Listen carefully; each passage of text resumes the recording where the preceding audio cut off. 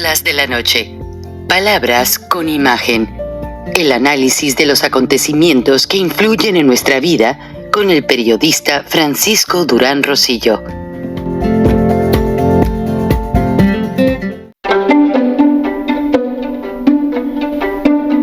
Frank Durán Rosillo te saluda y los saluda a todos ustedes, su amiga María Celeste Raraz, para invitarlos a que se suscriban a mi canal de YouTube, María Celeste Raraz, tal como mi nombre, donde les informo todas las semanas sobre entrevistas que tienen un tema que ayuda a mejorarnos como personas y de paso son interesantes. Las pueden encontrar en mi canal de YouTube, así que los espero. Y se suscriben gratis.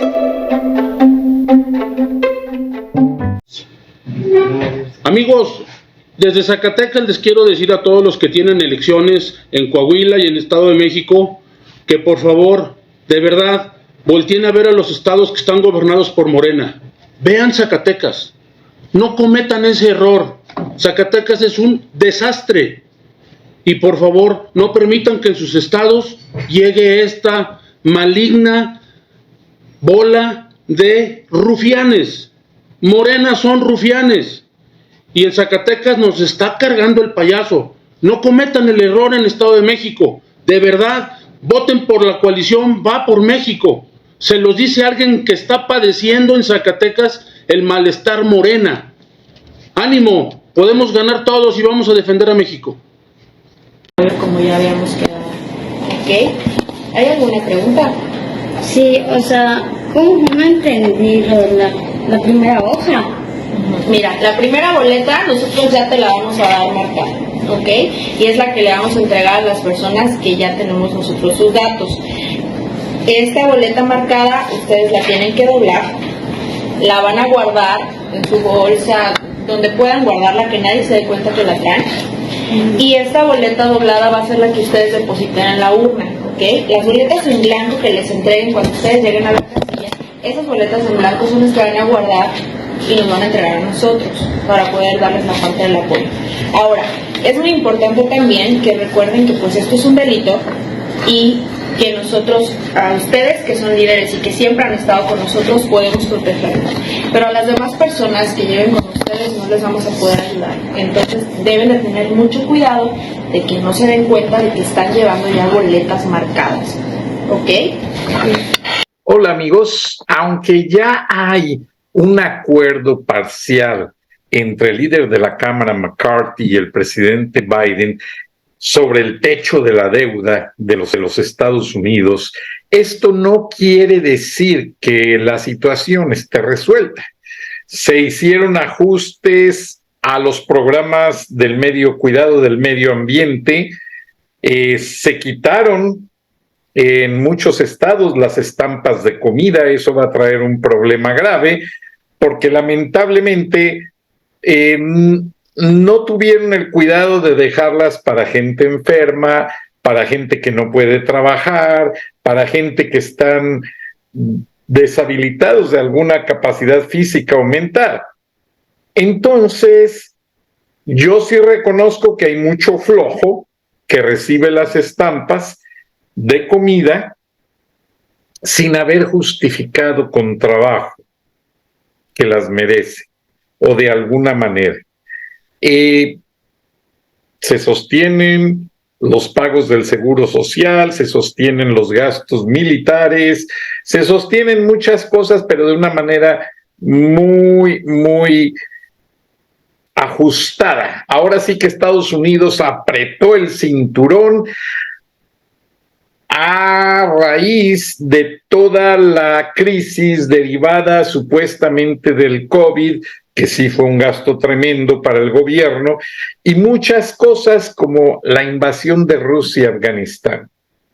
Los republicanos están criticando mucho la excesiva ayuda militar que repercute en medios económicos, no a Afganistán, a Ucrania.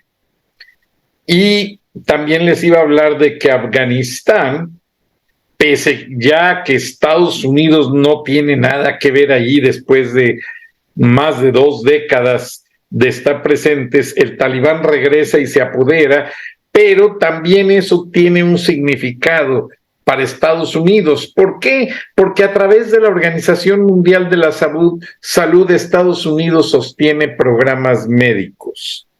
Y todo esto tiene un complejo expediente de gastos que no se pueden desatender debido a que hay una situación mundial en la que muchos países dependen de los Estados Unidos.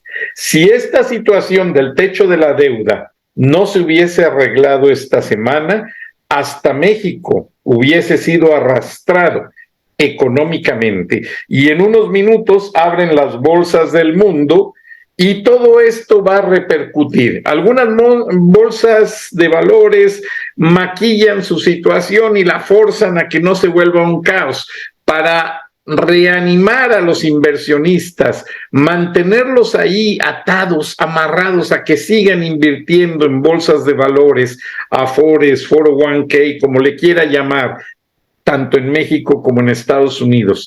Pero recuerden, China no se lleva todas las ganancias de todo el dinero que hace con los Estados Unidos por el concepto de maquilas. Estados Unidos le obliga a China a invertir parte de las ganancias en compra de deuda pública. El comprar deuda pública de los Estados Unidos no representa ningún riesgo, ya que es dinero prácticamente garantizado, tanto eso como bonos del Tesoro. La ganancia fluctúa, pero no es mala. Ahora, lo que sí es muy riesgoso es dejar a la deriva todo el plan de estudios para sostener el planteamiento de estos gastos. No pueden dejarse así nada más, porque entonces la bomba de tiempo explota. Y le explotaría en las manos a muchos países, incluidos China y Rusia. Rusia es más capitalista que Estados Unidos. Hacen muchísimos negocios en dólares. Y Vladimir Putin lo sabe, los apartamentos más caros del mundo están alrededor de la Plaza Roja de Moscú. O sea, por favor. Y el mundo tendría una repercusión muy, muy estrepitosa, económicamente hablando. Entonces, en la siguiente historia, que lamentablemente no pude conseguir traducida, pero es muy fácil entender cómo los republicanos quieren un control en el gasto público. Por eso no se ponían de acuerdo. McCarthy exigía reducir gastos no esenciales, como los gastos al medio ambiente. Hay ciertas cosas. Donald Trump les cortó el presupuesto al Centro Kennedy, que solamente se dedica a hacer actos y entregar medallas. Bueno, cada presidente tiene su manera de ver las cosas. Los republicanos no quieren resolver los problemas generando o incrementando más impuestos. Los demócratas quieren generar más impuestos y dar a los ricos y dar más dinero a los pobres. El republicano limita mucho los planes sociales y pide a la gente trabajar más, generar más pago de impuestos, no en cuanto al porcentaje que se paga, sino que toda la gente cumplamos con nuestros impuestos, tanto en el momento en que compras un producto como en el momento en que trabajas, pero sin subir las cuotas de cada impuesto esencial. O sea, es una álgebra que luce complicada, pero que a la vez es muy simple. Republicanos quieren control en el gasto público sin subir impuestos, o sea, todos pagamos un 7 u 8% dependiendo por estado y de ahí no pasarnos. Demócratas dicen, bueno, vamos a repartir más dinero, bonos de comida, más dinero a la gente pobre, esto, lo otro, etcétera, pero subimos los impuestos a los ricos. Ahora, en el reportaje que vamos a ver, el periodista de la cadena CBS incluso ofrecía $100 a quien le explicara qué significa elevar el techo de la deuda. Es simplemente poner a la maquinita a hacer más billetes para ponerlos en la Reserva Federal y de ahí darlos al gobierno para que se gasten conforme a las necesidades.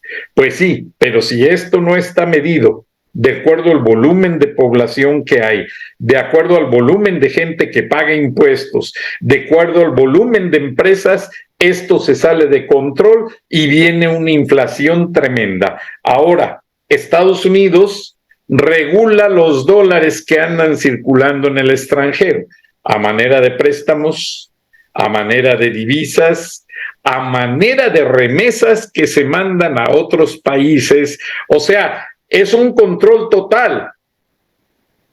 Y la moneda esencialmente válida para hacer negocios en el mundo es el dólar, no hay más. Y en ella se cobijan el yen japonés, el euro, hasta el yen chino y muchísimas monedas en el mundo. Entonces, no se puede dar así nada más las cosas por darlas. Es muy delicado. Analicen el estudio y con esto les quiero dar a entender de que México sería el primer país donde repercutiría el mal uso presupuestal en el dinero que se elevó del techo de la deuda de Estados Unidos. Es muy importante entenderlo, porque de eso depende la deuda de México. México no está pagando la deuda, está pagando a duras penas algunos intereses y otros los ha renegociado. Y eso lo anuncia López Obrador como una victoria política. Por favor, señor presidente, da risa. ¿Cómo que está negociando el interés y los pagos atrasados de la deuda? Estados Unidos ha sido complaciente y los bancos han sido complacientes, porque México es el país que más remesas recibe en el mundo. Pero eso no quiere decir que el dólar tenga una estabilidad en México. Con esto quiero decir, el dólar llega y se estaciona, por así decirlo, en el Banco de México. El Banco de México tiene sus reservas controladas en dólares. Ya no es oro, ya no es plata, son dólares. Si el dólar sufre, el peso sufriría más. Como dice el dicho, si en Estados Unidos estornudan, en México les da neumonía en cuestión de finanzas. Entonces, todo este hilo sagrado, y lo digo sagrado en términos de finanzas, está muy tenue, está muy débil. Y López Obrador canta victoria por el exceso de remesas. No, señor, usted está generando un desempleo y una crisis de credibilidad como nunca antes se había generado en la historia del mundo. Ahora, les quiero leer, y gracias a toda la gente de la audiencia que me escribe, y no todo el tiempo tengo la oportunidad de darles toda la información que me llega, pero sí les quiero leer un fragmento de un reportaje de cuando uno de los primeros dirigentes empresariales en México se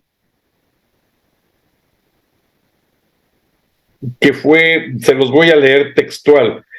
¿Por cuál camino, señor presidente? Y lo escribe el periodista chileno-mexicano Pablo Iriar. De la mano presidente López Obrador.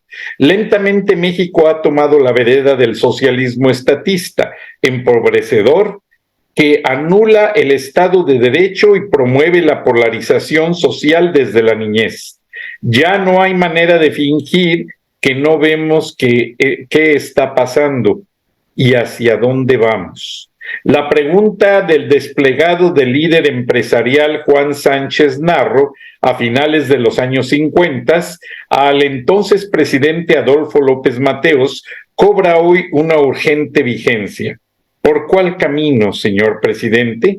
¿Quiere seguir usted el camino de Cuba o el camino del mundo libre? Preguntaba el entonces líder del Consejo Coordinador Empresarial al presidente López Mateos, cuyo gobierno abarcaba de manera creciente los espacios de la economía que correspondían al sector privado. López Mateos corrigió de rumbo y don Juan Sánchez Navarro pasó a la historia como un gran líder de empresariado con sentido social en México. Ya no hay dirigentes de organismos empresariales con el valor y la claridad del expresidente del Grupo Modelo. Las cúpulas del sector privado se doblan ante López Obrador, con lo que exhiben su dependencia de las rentas que les facilita la discrecionalidad del gobierno. Germán Larrea, dueño de Ferrosur, igual que otros, se dobló de inicio ante López Obrador, como bien apuntó ayer Carlos Loret, frente a las malas decisiones económicas de AMLO, frente a sus desplantes autoritarios, entre paréntesis Germán Larrea, guardó un respetuoso silencio y jugó a arreglarse con el presidente en lo individual, en privado, en lo oscurito, apostando a que él no le iba a tocar y le tocó. Aún sin dirigentes empresariales a la altura, es preciso replantear la pregunta de Sánchez Navarro, porque los hechos nos gritan el peligroso camino tomado por el presidente de la República.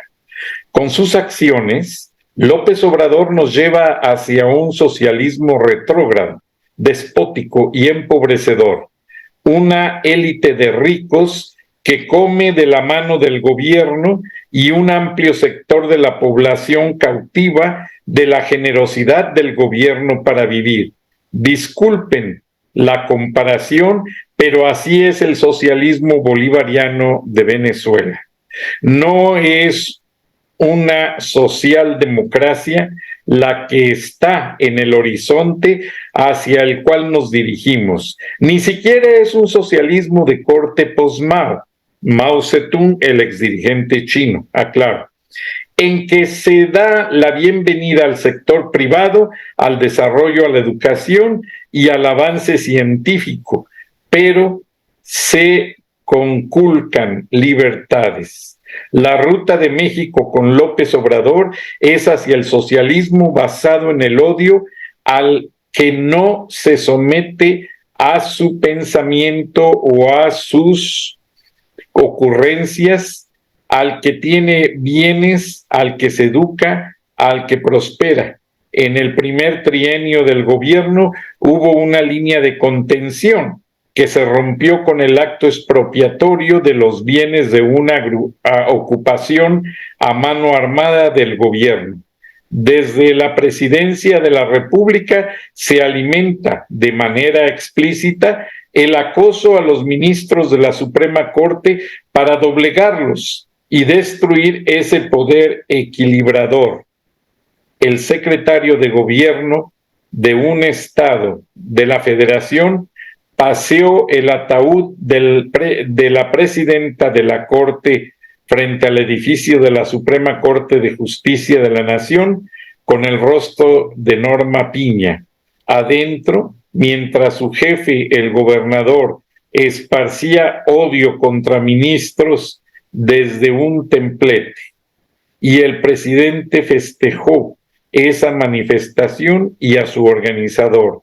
De suma importancia fue lo expresado el lunes por el ministro Alberto Pérez Dayán. Estamos convencidos de lo que hacemos desde nadie nos va a doblar, nada nos va a doblar, así están las presiones para quebrar al máximo tribunal constitucional de la República. En el mundo de las finanzas y los negocios del exterior, ya vieron que la deriva mexicana, donde se están cumpliendo los peores tumores de sus críticos de AMLO, luego de la expropiación, señaló el diario más influyente en el sector, The Wall Street Journal, en un editorial institucional. El rotativo neoyorquino advierte lo que las cúpulas empresariales de México callan. Los riesgos para la democracia mexicana están más allá de los derechos de los inversionistas. La libertad de expresión está siendo anulada a través de la presión a los dueños de medios para que despidan a periodistas que ejercen la crítica. El presidente pide que los callen. Lo reveló él en una conferencia mañanera. Todos son corruptos, al menos la jornada, dice AMLO, e interviene en la vida interna de los medios de comunicación. Los quiere someter a través del boicot publicitario, la extorsión pública a sus propietarios y a la presión sobre los anunciantes. La ciudadanía se queda sin acceso a la información pública, como lo manda el artículo 6 de la Constitución, por el nuevo decretazo que busca eludir el mandato de la Corte. A los militares se les asignan funciones que corresponden a los civiles y a la empresa privada con la obvia, evidente y exitosa intención de ponerlos en los negocios para corromper de manera selectiva a nuestros altos mandos militares. La educación que se va a imponer desde el primer grado básico tiene una marcada orientación ideológica en la que de manera explícita se inculca a los niños que los derechos individuales están supeditados al asambleísmo colectivista. ¿Dónde están, pues, los herederos de don Juan Sánchez Navarro? Son los únicos que pueden parar antes de las elecciones del 2024 la carrera hacia el socialismo que nulifica libertades, aplasta el Estado de Derecho e impone el pensamiento único. Ninguno de ellos le va a preguntar a López Obrador por cuál camino, señor presidente, escribe Pablo Iriart. Una columna muy asertiva, pero lamentablemente nos llega muy tarde. Porque aunque sea la transcripción de algo que pasó con otro presidente, aquí ya han dejado pasar más de medio sexenio para dejar que este tipo haga lo que quiera y, perdonen la expresión, se defeque sobre el Estado de Derecho mexicano. Ya no hay una normatividad jurídica, ya pasó por encima de todos y la oposición no es oposición. Están más divididos que nunca y López Obrador siguió el mismo esquema de Venezuela y Cuba.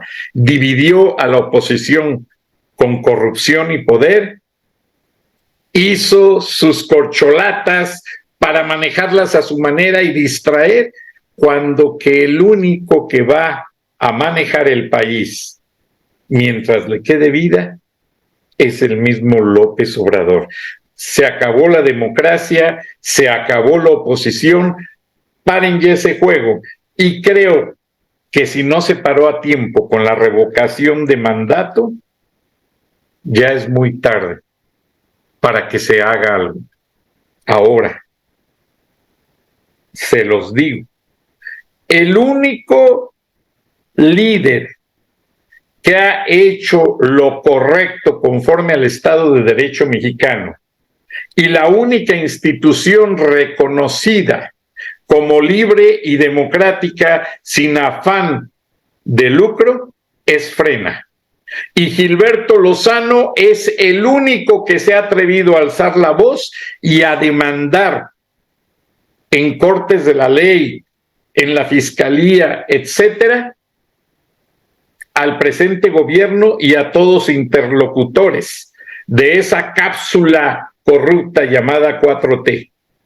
¿Qué ha pasado? Nadie lo ha apoyado. Después de un grupo de damas y un grupo de caballeros que lo sigue, que son bastantes, pero no son lo suficiente para salvar a México.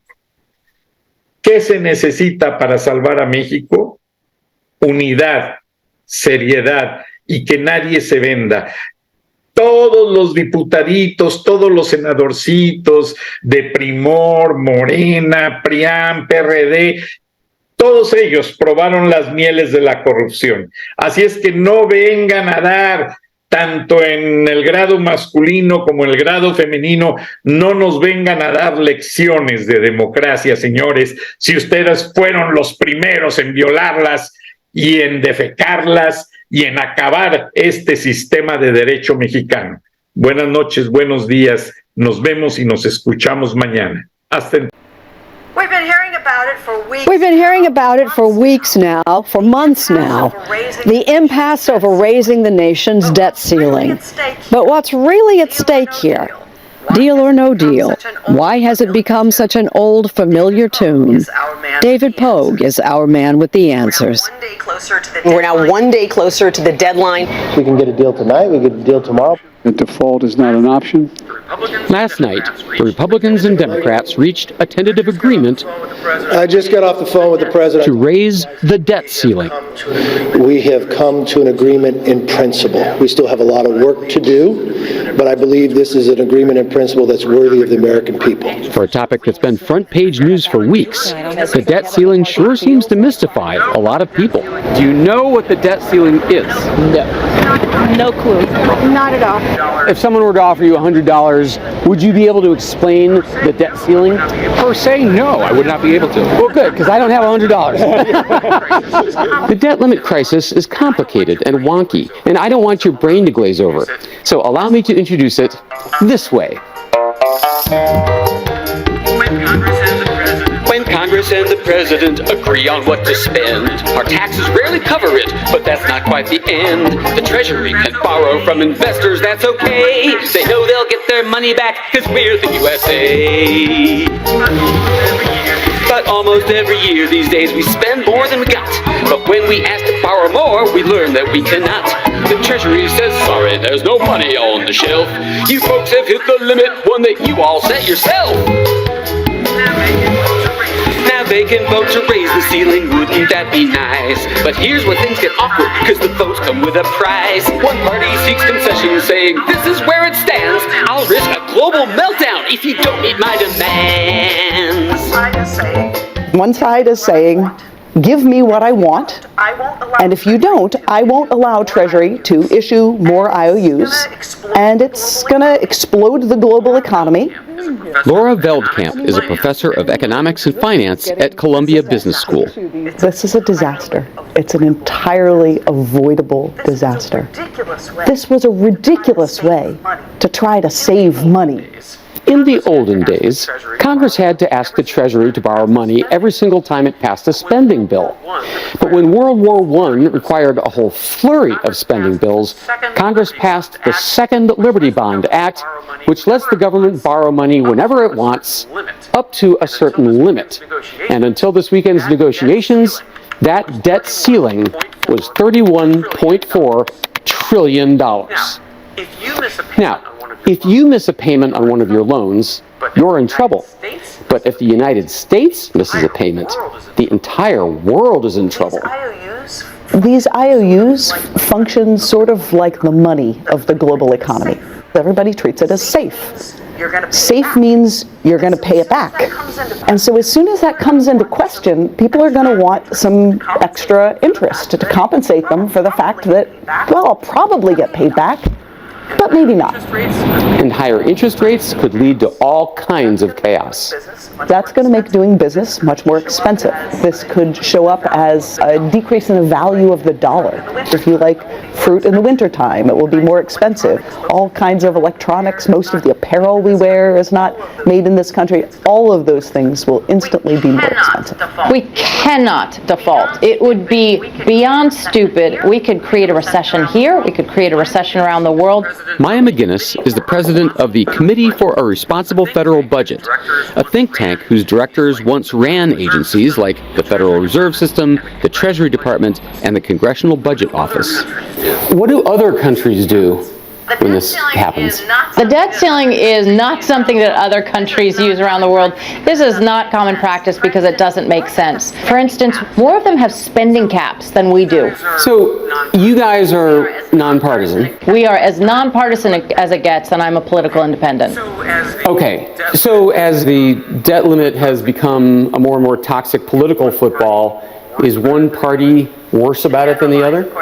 To generalize, of course, Republicans are more allergic to tax increases. Democrats are more allergic to spending cuts. But the truth is, neither of them really want to do anything that's hard. In this country's history, Congress has raised the debt ceiling over 100 times under both Republican presidents and Democratic ones. But only Republicans have ever threatened to let the country default as a form of leverage. This, in my mind, has been the most dangerous debt ceiling standoff we've had. They are willing to really hold it hostage in a way that is more dangerous than I think we've ever seen before. In the latest negotiations, the Republicans sought a package of savings in exchange for their vote to raise the debt ceiling, like tighter restrictions to qualify for Medicaid or food stamps, and less money to the IRS for enforcement. Remember, these negotiations aren't about what to spend money on in the future. As Laura Veldkamp points out, they're about paying for bills that Congress has already passed. And you've already decided what taxes will be, what spending will be, and we simply need to pay the bills that are coming due. This is not the time to have that discussion. When you've already decided what taxes will be, what spending will be, and we simply need to pay the bills that are coming due, that's not the time to renegotiate. Washington teams with ideas to avoid these periodic debt showdowns. Maybe the debt ceiling rises automatically every time Congress passes a funding bill. Maybe we appoint an expert commission to fix the problem once and for all. Or maybe we eliminate the debt ceiling completely. As it turns out, we dodged the bullet, razor's edge, they got a deal. But is there a takeaway here? Even having done it, it was incredibly costly because you called into question whether the U.S. government would actually pay back the debt. And the very thought that they wouldn't will make it more expensive for us to borrow in the future, because we're going to have to compensate people for the risk that this whole drama will play out again in a few years. Maya McGuinness of the Committee for a Responsible Federal Budget says that we need a new playbook, but it won't be easy. The solutions are really hard. Fixing the budget deficit and debt mean we have to raise taxes and cut spending. Nobody likes that. Some of the things that you say, Maya, are probably unpopular. Yes, indeed. Do you get dirty looks at events and conferences? I do. Nobody likes to be reminded that somebody has to pay the bills, but somebody has to pay the bills, and we should really be paying our own bills instead of pushing them on to our children.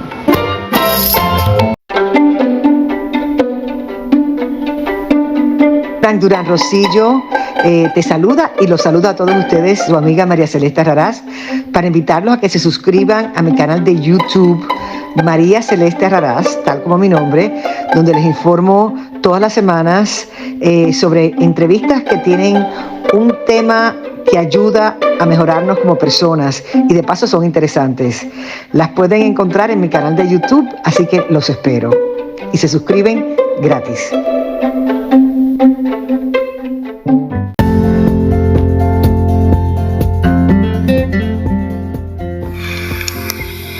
Escuchaste el análisis de la noticia, transparente como el agua, con el periodista Francisco Durán Rosillo.